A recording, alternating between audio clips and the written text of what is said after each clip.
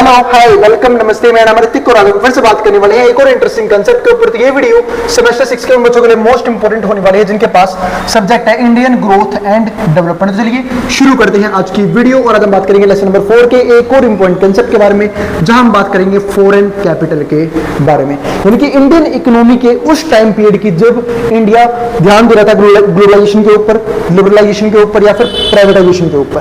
तो इस चीज के ऊपर हम आज की वीडियो में बात करने वाले हैं और इस कंप्लीट सीरीज के नोट्स ऑलरेडी प्रिपेयर हो चुके हैं with important question answer PDF. जिन बच्चों को नोट्स परचेज करने हैं वो इस नंबर पर जाए 9667836336 यहाँ पे व्हाट्सएप करके नोट्स भी ले सकते हैं। हम चालू करते हैं आज का कंसेप्ट। जो हमारा आज का कंसेप्ट है वो है फॉरेन कैपिटल के बारे में। चलो फॉरेन कैपिटल का मतलब क्या होता है।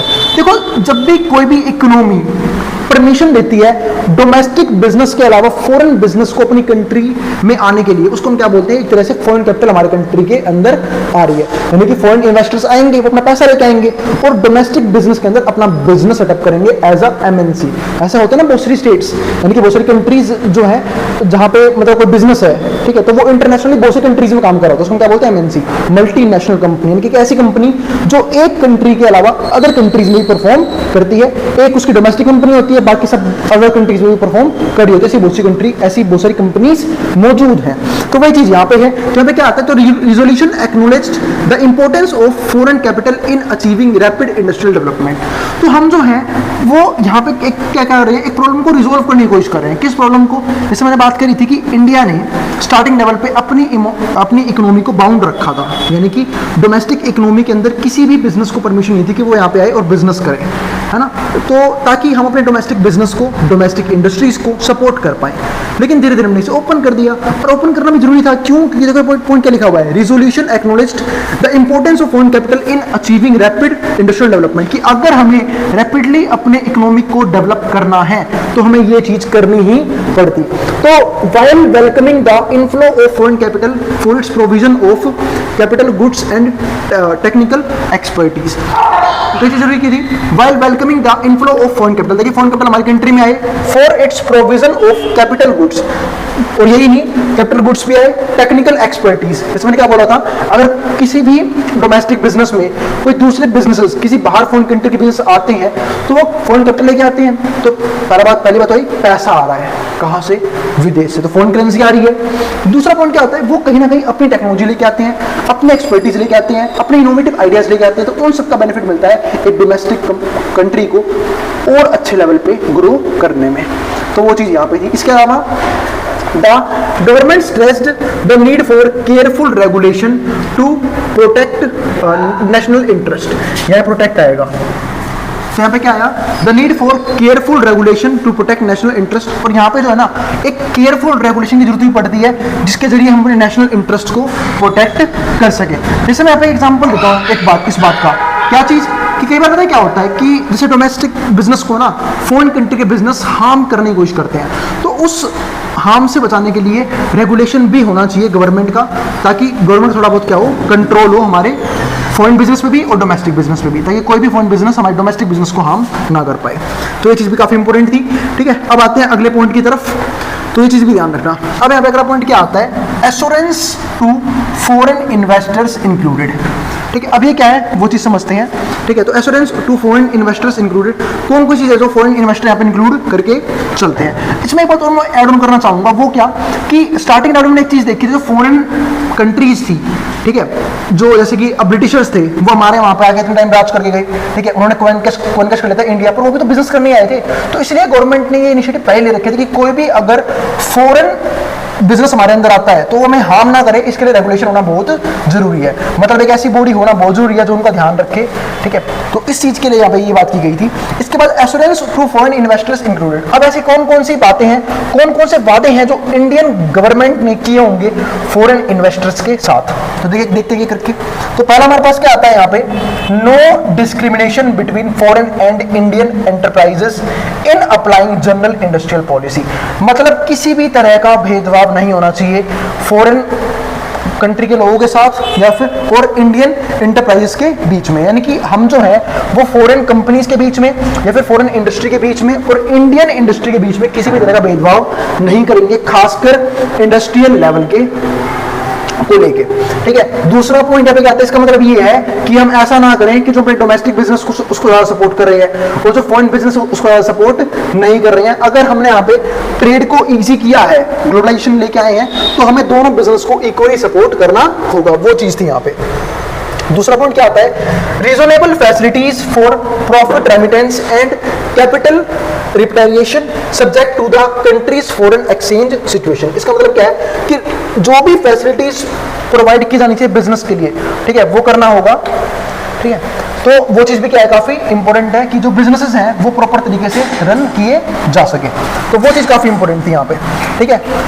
अगला पॉइंट हमारे पास क्या है, तीसरा point, fair and equitable compensation in case of nationalisation.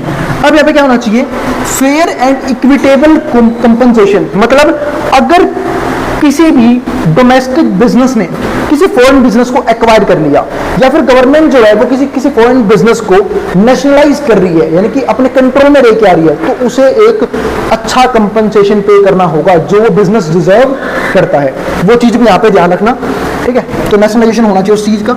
इसके बाद हमारे पास क्या आता है अगला पॉइंट, नोट क्या है। अगर नोट मैंने काफी इंपॉर्टेंट लिखा हुआ है, वो क्या है, टू बूस्ट इंडस्ट्रियल प्रोडक्शन। अगर हमें इंडस्ट्रियल प्रोडक्शन को बूस्ट करना है, the resolution advocated policies of social justice. तो सोशल जस्टिस जो है वो यहाँ पे होना चाहिए, यानी कि बिल्कुल फेयर चीज होनी चाहिए। उसके अलावा फेयर वेजेस। अब सोशल जस्टिस का यहाँ पे मतलब ये है कि हम जो है वो यहाँ पे किसी भी तरह का भेदभाव नहीं करेंगे सोशल लेवल पे। दूसरा, फेयर वेजेस, वेजेस फेयर होने चाहिए, एंड इंक्रीज्ड लेबर पार्टिसिपेशन। और यही नहीं, जब इंडस्ट्रियल प्रोडक्शन इंक्रीज होता है तो कहीं ना कहीं क्या बोल सकते हैं कि लेबर का पार्टिसिपेशन भी इंक्रीज होता है, यानी कि लेबर जो है वो बढ़ती है। और ये भी जब कोई भी डोमेस्टिक बिजनेस के अंदर कोई भी फॉरेन बिजनेस अंदर आता है, या फिर मैं कहता हूँ कि यहाँ पे फॉरेन कैपिटल हमारे पास आ रही है, तो जब वो बिजनेस यहाँ पे सेटअप करेगी तो उन्हें भी तो एम्प्लॉइज चाहिए। वो एम्प्लॉइज कहाँ से आएंगे, हमारे डोमेस्टिक कंट्री से। तो कहीं ना कहीं अनएम्प्लॉयमेंट कम होती है, एम्प्लॉयमेंट धीरे धीरे बढ़ना शुरू हो जाती है इस पॉइंट के अंदर। अगला पॉइंट हमारे पास क्या आता है, तो in industrial affairs aiming to foster harmonious labour management relations. और यही नहीं, जो लेबर मैनेजमेंट रिलेशंस है वो भी क्या होने चाहिए, अच्छे होने चाहिए, यानी कि लेबर को प्रॉपर तरीके से मैनेज किया जाना चाहिए, ठीक है, ताकि जो लेबर है वो अच्छे तरीके से काम कर पाए, उसे किसी तरह का हार्म ना हो। इसके हम देखते हैं कि लेबर कई बार अपने यूनियन भी बनाते हैं ताकि लेबर को किसी भी लेवल पे हार्म ना हो, चाहे वो वेज के लेवल पे हो, चाहे वो वर्क इन्वायरमेंट को लेके हो, चाहे वो वर्किंग आवर्स को लेके हो, किसी भी तरीके से हार्म नहीं होना चाहिए। इसके बाद अगला पॉइंट आता है, वो क्या आता है हमारे पास यहाँ पे, मिक्स्ड इकोनॉमी, ठीक है। तो मिक्स्ड इकोनॉमी डिस्कस करते हैं। तो मिक्स्ड इकोनॉमी का मतलब क्या है यहाँ पे, देखो मिक्स्ड इकोनॉमी जैसे हम क्या बोलते हैं, इंडिया क्या है, मिक्स्ड इकोनॉमी। अब अगर हम बात करें तो system represents a compromise between two opposing ideologies. अगर जो सिस्टम है वो रिप्रेजेंट करते हैं यहाँ पे टू अपोजिंग आइडियोलॉजीज को। आपको पता होगा कि स्टार्टिंग में ना वर्ल्ड लेवल पे दो तरह की आइडियोलॉजीज बहुत फेमस थी, ठीक है। एक हमारी वेस्टर्न इकोनॉमी जिसे हम क्या बोलते हैं, यूएसए की तरफ की जो आइडियोलॉजी थी वो क्या थी, कि वो सारी जो इकोनॉमी है वो क्या थी, वो फॉलो करती थी कैपिटलिस्टिक इकोनॉमी, यानी कि ऐसी इकोनॉमी जहां पे सब कुछ हैंड ओवर कर दिया जाए प्राइवेट सेक्टर को, और प्राइवेट सेक्टर जो है वो अपने तरीके से बिजनेस को चलाएगा, उसमें किसी भी तरह का गवर्नमेंट का इन्फ्लुएंस नहीं होगा। दूसरी होती है सोशलिस्टिक इकोनॉमी, जो कहां पे थी, यूएसएसआर के अंदर, जो बाद में डिसइंटीग्रेट हो गया, सारी पावर रशिया के पास चली गई, ठीक है। तो वहां पे लोग सोचते थे सोशलिज्म के बारे में कि यहाँ पे इकोनॉमी कैसे रहेगी, सोशलिस्ट इकोनॉमी रहेगी, यानी कि लोग चलाएंगे, गवर्नमेंट चलाएगी पूरी इकोनॉमी को। और कुछ होती है मिक्स्ड इकोनॉमी, जैसे इंडिया, यहाँ पे प्राइवेट सेक्टर भी है, गवर्नमेंट सेक्टर भी है, और इसलिए इसको मिक्स्ड इकोनॉमी बोलते हैं कि दोनों सेक्टर एक साथ मिलकर काम कर रहे होते हैं। तो वो चीज है यहाँ पे इंपॉर्टेंट, तो वही चीज है यहाँ पे मिक्स्ड इकोनॉमी। तो system represents a compromise between two opposing ideologies. तो ये सिस्टम अगेंस्ट था दो अपोजिंग आइडियोलॉजीज के खिलाफ, कौन कौन सी, कैपिटलिस्टिक और socialistic. Less is fair capitalism, जैसे यहाँ पर कैपिटलिज्म की बात कर रही, विच एडवोकेट्स मिनिमल गवर्नमेंट इंटरवेंशन। और कैपिटलिज्म में क्या होगा कि जो गवर्नमेंट का इंटरवेंशन है वो क्या है, बिल्कुल ना के बराबर है, मिनिमल है, ठीक है। दूसरा हमारे पास क्या है, सोशलिज्म, वो क्या था, which supports state control of all means. Socialism मतलब कहता है कि पूरी तरीके से गवर्नमेंट का कंट्रोल होगा यहाँ पे of production in mixed economy. लेकिन हम बात करते हैं मिक्स्ड इकोनॉमी की, तो वहाँ पे the economic system is divided into 3 vectors. अब यहाँ पे तीन वेक्टर्स में, तीन सेक्टर्स कह सकते हो आप यहाँ पे। तीन सेक्टर्स में जो यहाँ पे पावर डिवाइड होती है। पहला प्राइवेट एंटरप्राइजेस। अब प्राइवेट एंटरप्राइज का मतलब क्या है, जिसे प्राइवेट सेक्टर अपने तरीके से रन करता है। जैसे यहाँ पे देखो these sectors are controlled and managed by private enterprises, यानी कि ये वो सेक्टर होगा जहां पे सारी चीजें कौन कंट्रोल करेगा, प्राइवेट सेक्टर खुद, यानी कि demand and supply market forces control करते हैं यहाँ पे। तो प्राइवेट एंटरप्राइजेस, और इनको ज्यादा हम फ्री इकोनॉमी भी बोलते हैं, but are subject to general state regulation. पर ध्यान रखना यहाँ पे स्टेट का रेगुलेशन जरूर रहेगा, यानी कंट्रोल नहीं रहेगा, पर इन्हें कहीं ना कहीं जो भी स्टेट यानी कि जो भी गवर्नमेंट की गाइडलाइंस होंगी वो इन्हें भी फॉलो करनी होंगी। तो ये चीज काफी इंपॉर्टेंट है। अगला पॉइंट हमारे पास क्या आता है, दूसरा पब्लिक सेक्टर। अब नाम से क्या है पब्लिक, पब्लिक यानी कि गवर्नमेंट। कि गवर्नमेंट कौन बनाती है, पब्लिक ही बनाती है। तो पब्लिक सेक्टर का मतलब ये क्या है यहाँ पे, कि जो चीजें गवर्नमेंट यानी कि सरकार चलाएंगी, तो वही चीज है। तो these sectors are exclusively controlled and managed by the state, यानी कि ये वो सेक्टर हैं जो फुल्ली कंट्रोल और मैनेज होते हैं किसके जरिए, स्टेट के जरिए, यानी कि स्टेट मैनेज करता है इन्हें। तीसरा होता है हमारा जॉइंट सेक्टर। जॉइंट यानी कि जब दोनों मिलकर काम करें। तो these sectors are jointly managed and controlled by both the state and private enterprise, यानी यहाँ पे दोनों काम कर रहे होते हैं, गवर्नमेंट सेक्टर भी और प्राइवेट सेक्टर भी, यानी कि प्राइवेट एंटरप्राइजेस और गवर्नमेंट एंटरप्राइज दोनों का स्टेक होता है और दोनों मिलकर उस एंटरप्राइज को चला रहे होते हैं। तो इंडिया में तीनों चीजें मिलती हैं, सिर्फ प्राइवेट सेक्टर भी है, सिर्फ गवर्नमेंट सेक्टर भी है और दोनों मिलकर भी काम कर रहे होते हैं। तो ये चीज है। अब हम समझते हैं objectives for industrial sector in 7th plan, यानी कि कौन कौन से ऑब्जेक्टिव्स हैं for the industrial sector in 7th plan. 7th plan के तहत कौन कौन सेक्टर हम वो देखते हैं, ठीक है, 1 मिनट वेट करना। चलो फिर अब आगे देखते हैं। तो एक टॉपिक और था हमारा objective for the industrial sector in 7th plan. तो हमारा टॉपिक आज की वीडियो का, यानी कि ऐसे कौन कौन से ऑब्जेक्टिव्स थे जो सिर्फ और सिर्फ इंडस्ट्रियल सेक्टर के लिए थे, वो भी 7th प्लान के अंदर। तो ये देखते हैं इसे। पहली प्रॉपर्टी क्या थी, ensure N adequate supply of ways goods at reasonable price, यानी कि हमारे पास सप्लाई की कमी नहीं होनी चाहिए किसी भी वेज गुड्स को लेके, वो भी रीजनेबल प्राइस पे, यानी कि एक अफोर्डेबल प्राइस होना चाहिए उस चीज का इंडस्ट्रीज के लिए। तो ये काफी इंपॉर्टेंट थी। दूसरा फायदा, दूसरा ऑब्जेक्टिव क्या था, maximise the utilisation of existing facilities, ठीक है, maximise the utilisation of existing facilities. जो भी हमारे पास एग्जिस्टिंग फैसिलिटीज है हम उसको मैक्सिमम यूज कर पाए थ्रू रीस्ट्रक्टिंग एंड टेक्नोलॉजिकल अपग्रेड्स, ठीक है।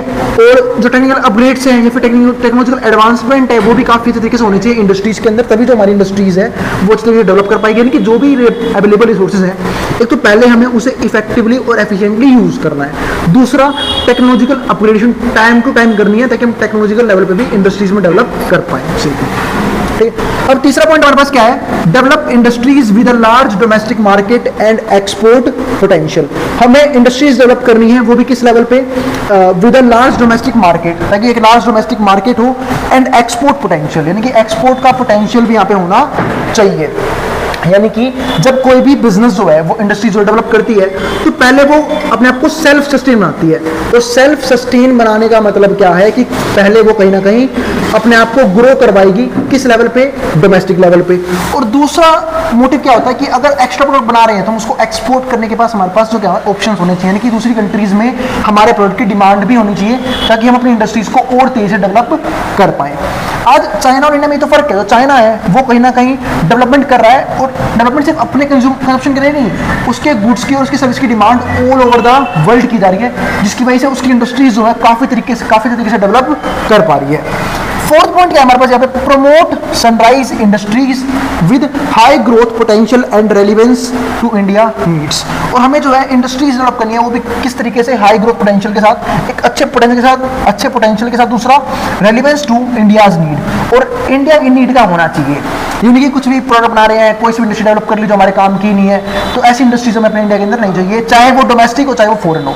ऐसे मैं आपको इसमें एग्जांपल देता हूँ, एक वॉलमार्ट नाम की कंपनी आई थी इंडिया के अंदर, अपने मॉल बनाए थे, और उस मॉल में ना किसी भी तरीके की जो एम्प्लॉयमेंट है वो जनरेट नहीं हो रही थी। क्यों? क्योंकि वो एक मॉल था, ऑटोमेट मॉल, जहाँ पे कोई किसी भी तरह के लोगों की जरूरत नहीं है, लोग आएंगे, शॉपिंग करेंगे, चले जाएंगे, ठीक है। तो ये तो ना कोई एम्प्लॉयमेंट जनरेट कर रहा, ना कोई फायदा उसके, तो गवर्नमेंट उसे बैन कर दिया कि ऐसी इंडस्ट्रीज हमें अपने कंट्री के अंदर नहीं चाहिए। हमें ऐसी इंडस्ट्री चाहिए जहां से कहीं ना कहीं एम्प्लॉयमेंट जो है वो क्या हो, बढ़े, अनएम्प्लॉयमेंट कम हो, ऐसी इंडस्ट्रीज चाहिए अपने कंट्री के अंदर। फिफ्थ पॉइंट क्या है हमारे पास यहाँ पे, evolve and integrated policy towards self reliance, और हम जो है ऐसी पॉलिसी लेके आए ताकि हम सेल्फ रिलायंस हो सके, यानी खुद के ऊपर डिपेंडेंट हो सके in strategic fields and create employment opportunity. यही नहीं, एम्प्लॉयमेंट अपॉर्चुनिटीज अच्छे से क्रिएट होनी चाहिए, क्योंकि हमारे इंडिया की आज भी सबसे बड़ी मेजर प्रॉब्लम क्या है? अनएम्प्लॉयमेंट लेवल, क्योंकि अनएम्प्लॉयमेंट की वजह से बाकी फैक्टर जो है वो भी क्रिएट हो रहे हैं, जैसे गरीबी, लो लिविंग लाइफ, लो लिविंग स्टैंडर्ड, ये सब चीजें दिक्कतें आ रही हैं सिर्फ किस चीज की वजह से? अनएम्प्लॉयमेंट की वजह से। क्योंकि अगर अनएम्प्लॉयमेंट नहीं होगी तो लोगों के पास जॉब होंगी, जॉब होंगी तो पैसा होगा, पैसा होगा तो लिविंग स्टैंडर्ड में क्या हो जाएगा? अच्छा होता चला जाएगा। तो वो चीज होती है। फिर क्या आता है? 7th plan allocated for rupees, तो कितना आ गया ये? 22,416 करोड़, है ना, 22,416 crore to industrial and mineral programmes. तो 7th प्लान में हमने किया था इतना, किसमें? सिर्फ हमने मिनरल प्रोग्राम में और इंडस्ट्रियल प्रोग्राम में, इन द पब्लिक सेक्टर, वो भी किस सेक्टर में? पब्लिक सेक्टर के अंदर में इतना पैसा दिया था। मतलब हमने रखा था बजट का हिस्सा, targeting and industrial production growth of 8.5% per annum, ताकि हम जो है वो ग्रोथ कर पाए इंडस्ट्री की किस हिसाब से? 8.5% के हिसाब से, यानी कि जो हमारी इंडस्ट्रीज हैं वो ग्रो कर पाए 8.5% के रेट से। तो ये था हमारे आज की वीडियो का आखिरी टॉपिक। ठीक है, अगली वीडियो में बात करेंगे इसके और भी टॉपिक्स के बारे में। अभी चैप्टर हमारा फिनिश नहीं हुआ है, अब मिलेंगे हम अगली वीडियो के अंदर। और अगर वीडियो पसंद आई हो तो वीडियो को लाइक किए बिना मत जाना, उस चैनल को सब्सक्राइब भी कर देना ऐसी वीडियोस के लिए, और उन बच्चों में शेयर भी कर देना जिन बच्चों का एग्जाम होने वाला हो सेम सब्जेक्ट का। और नोट्स के लिए आप इस नंबर पर व्हाट्सएप कर सकते हैं, अब जिसको जो उतारना उतार सकता है, मैं बोर्ड के सामने से।